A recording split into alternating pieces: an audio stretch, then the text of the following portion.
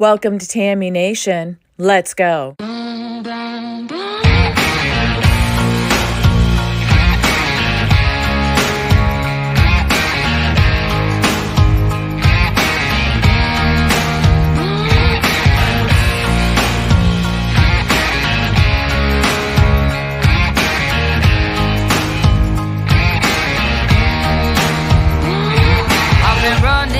From 9 to 5, been biting my tongue for all this time. Won't let anyone cut me short.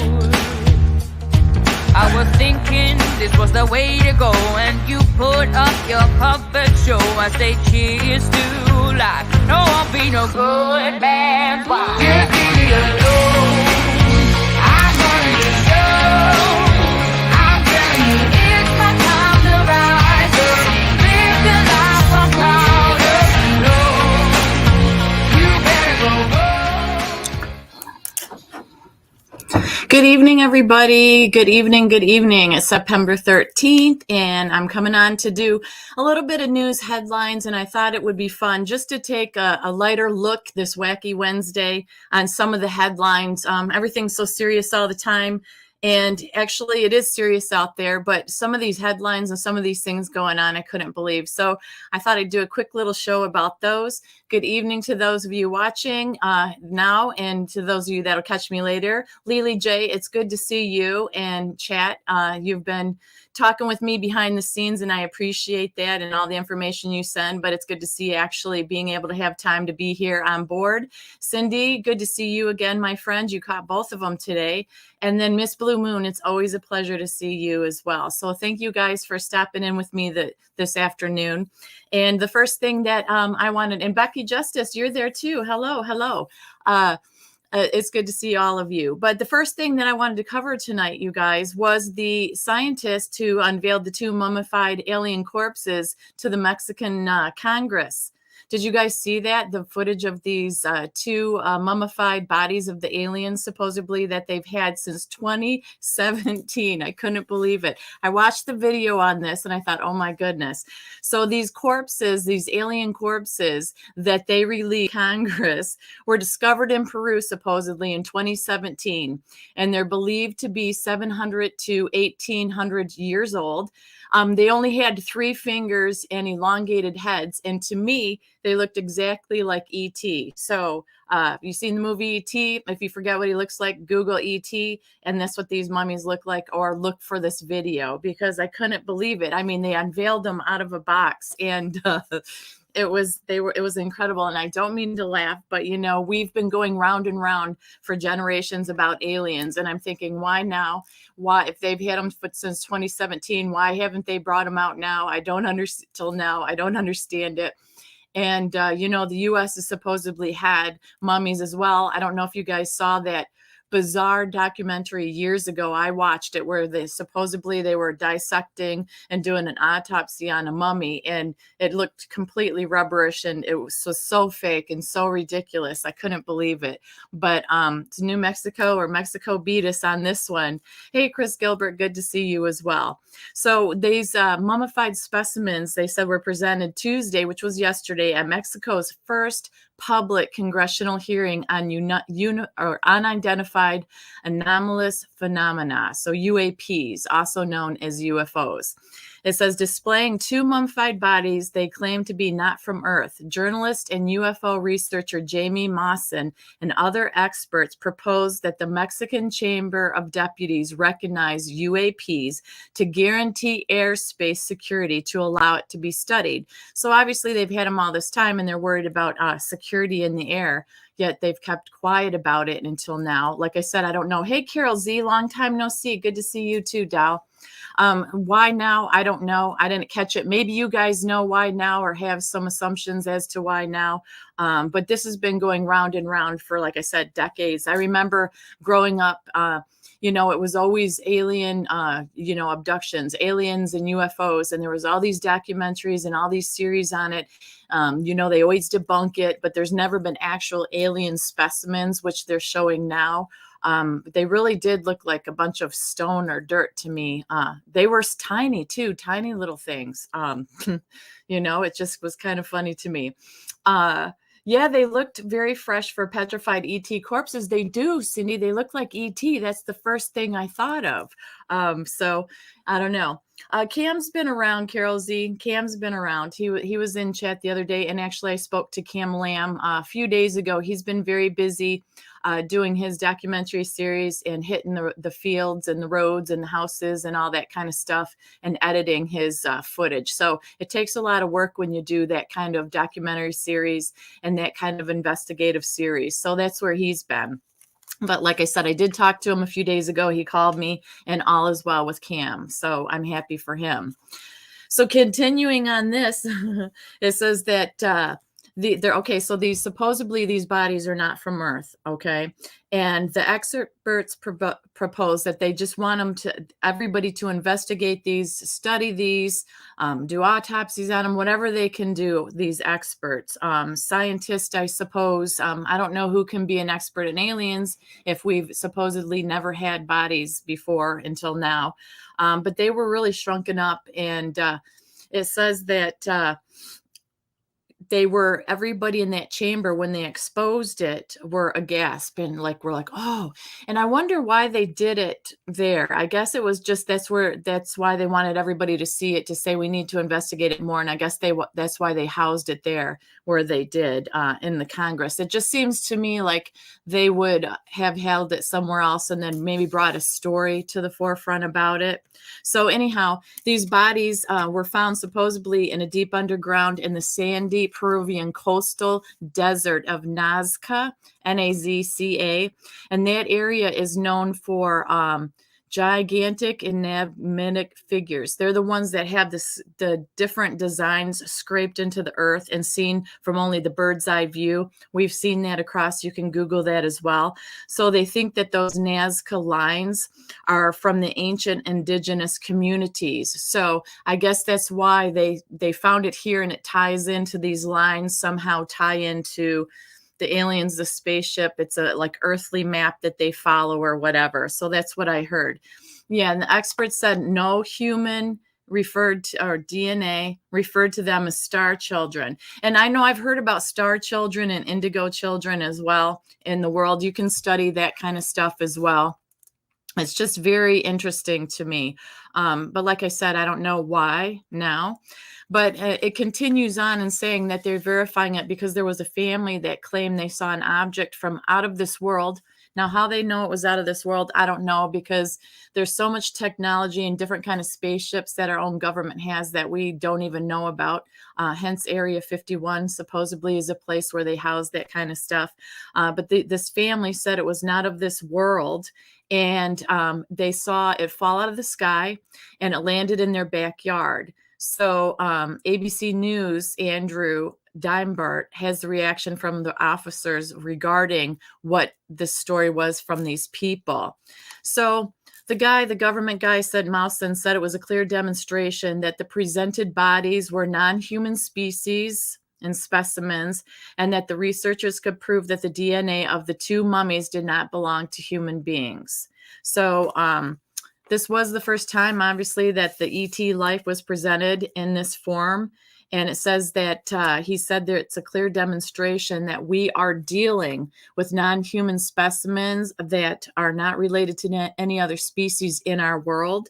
And he said that he hopes the scientific community and institution can investigate it to give us more details. Supposedly they did x-rays on these bodies as well. And one of the experts say one of the bodies had eggs inside of it. Earlier this year, the U.S. Formal Intelligence Community official testified on an alleged covert government program to recover and reverse engineer crashed alien spacecraft. So now it's coming out with supposed government officials are coming forward saying that they know things or knew things that they couldn't talk about before. One of the men that commented about this situation was David Grush. He's a member of a previous Pentagon office that was tasked with investigating UAPs, and said he was informed of the alleged multi-decade program through his official duties, but was denied access to additional information. So that's what we've heard over the years. These people that dealt with it were a zipper, put a zipper on it. They weren't allowed to talk about it. So suddenly now I guess they're able to come out. So that's interesting as well. So the Pentagon said in June it hadn't found any variable information to substantiate the claims about a crashed alien spacecraft, but we've heard that going on and on for years, like I said. The remarks from David and a former intelligence community official that testified Wednesday on these covert government programs. It was a hearing held by a bipartisan oversight committee, the National Security Subcommittee. So the three witnesses are verified witnesses. Is Grush, who David Fravor, he's a former commanding officer in the U.S. Navy. So it's always the Navy, the Air Force, right? And then Ryan Graves was an executive director of Americans for Safe Aerospace. So these men have come forth, claimed that, yes, there are covert operations in the government. They were aware of them, but they weren't allowed to talk about them. And some of them were not allowed extra information on them. So both of these came out in a timely manner together.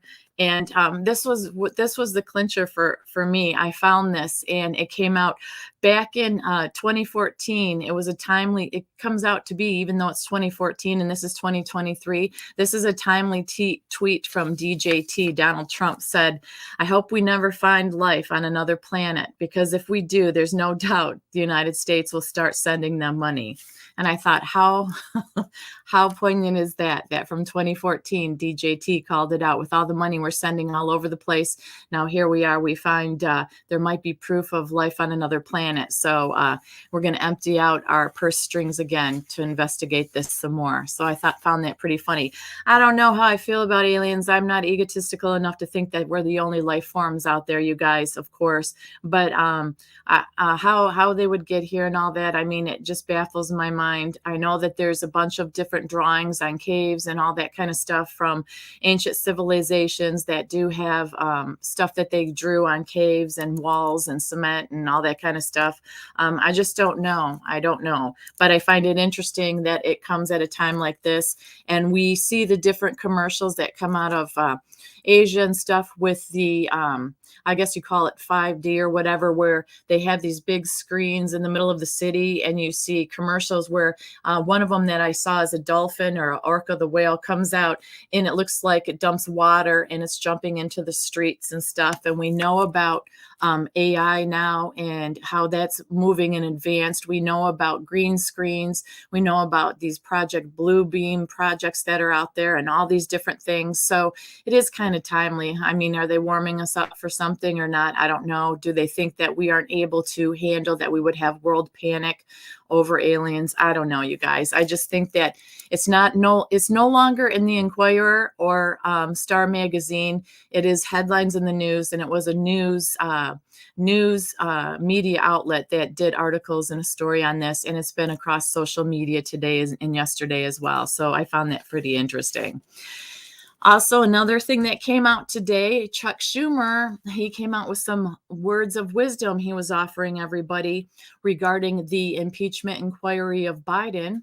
He said, he called it absurd and a witch hunt, where we heard the word witch hunt before. He said the American people want us to do something that will make our lives better, not go off in these chases and witch hunts. It is absurd.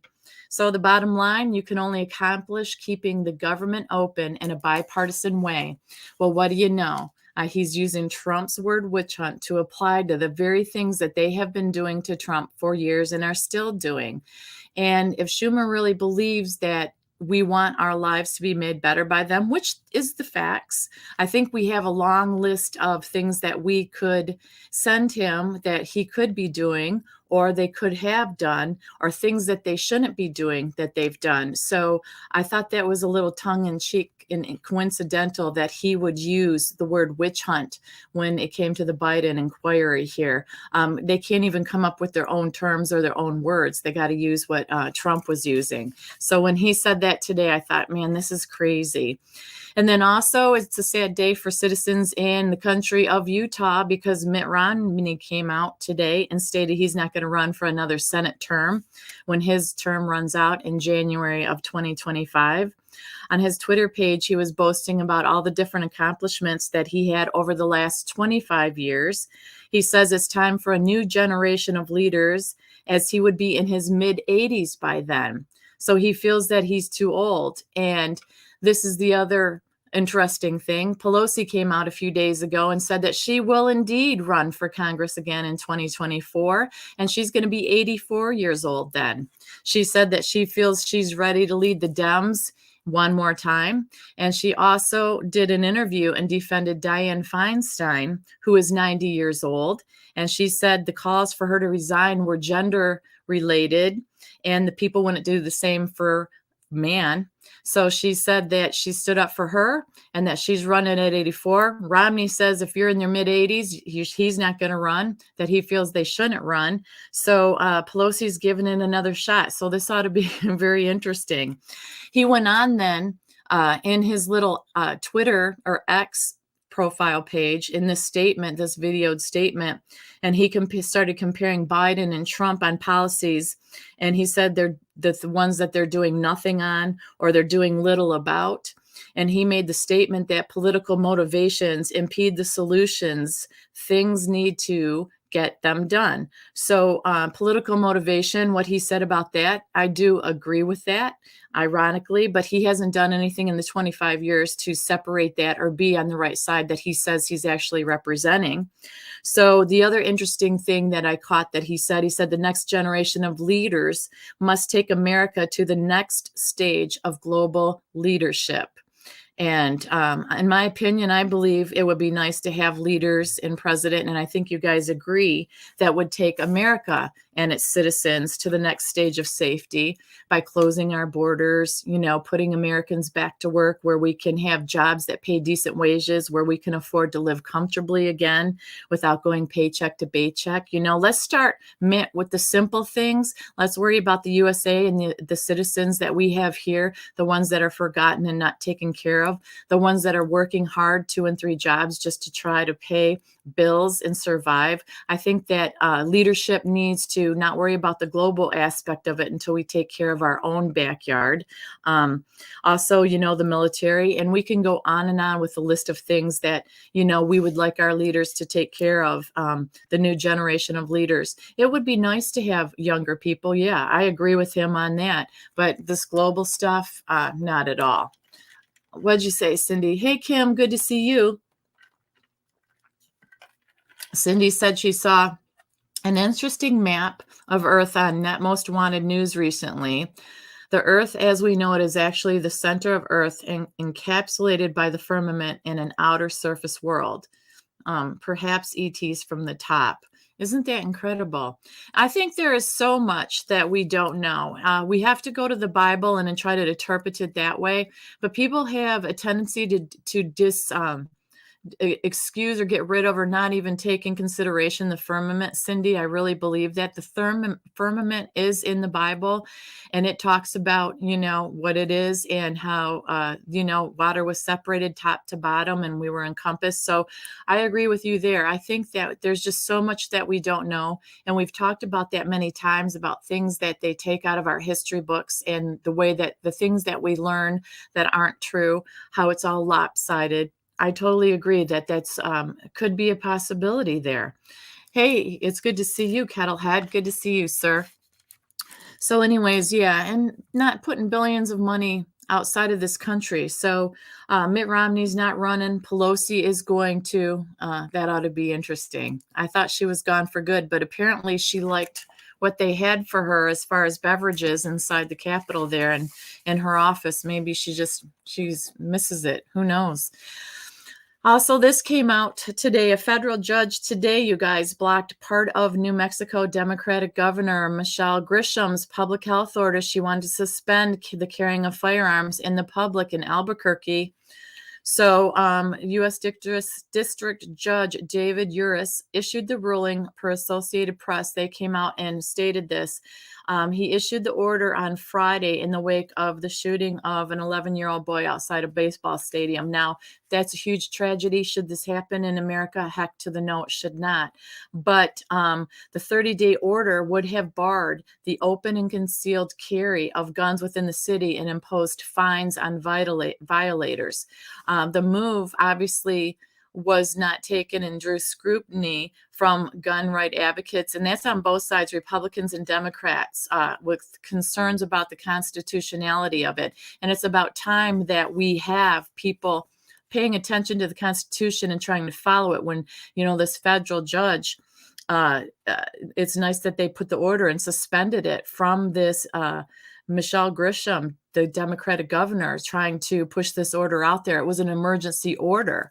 So what happened was the 30-day order to ban anybody from carrying it. It was an emergency order they tried to push through. And we know what happened with the emergency order with the jabberdoodle stuff, right? And the shutdowns and all that stuff. So as these different governors, and I don't care if they're Dems or Republicans, but the Dems seem to be doing it more. They're trying to push these emergency orders through. They're testing the waters to see who's going to buy what when. If it worked once, maybe it'll work again. And we know they've been going after our gun rights for forever, since the beginning of time, right? That it came into law. But the state attorney general, Raul Torres, who is a Democrat, announced Tuesday that he would not defend the governor's order, saying, "I do not believe that the emergency order will have any meaningful impact on public safety. I do not believe it passes constitutional muster." So kudos to this Democrat for saying that it doesn't pass constitutional muster. That's steps forward, you guys. It's not just one-sided here. So kudos to them.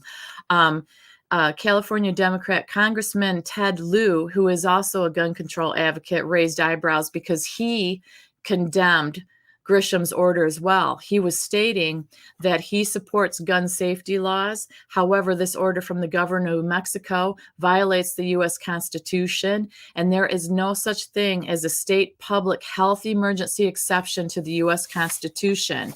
So bravo to Mr. Lieu as well for being on the right side of the Constitution on this one as well. And we need more of this. They're trying to sneak things in left and right, and trying to push things, through different emergency orders and stuff like that. And we know that in the dark of the night, they try to get this stuff passed through, and they have accomplished it from time to time. So I thought that was a positive note on top of, you go from aliens to the Dems saying, hey, that's not constitutional when it comes to gun laws like this. They're trying to push forward an emergency exception. So it's kind of a wacky Wednesday, in my opinion. There's been a lot of things that have been going on in a negative way or a stressful way, but this kind of stuff just kind of gave me pause today. And I thought, what is really going on out there in this world that we're living in?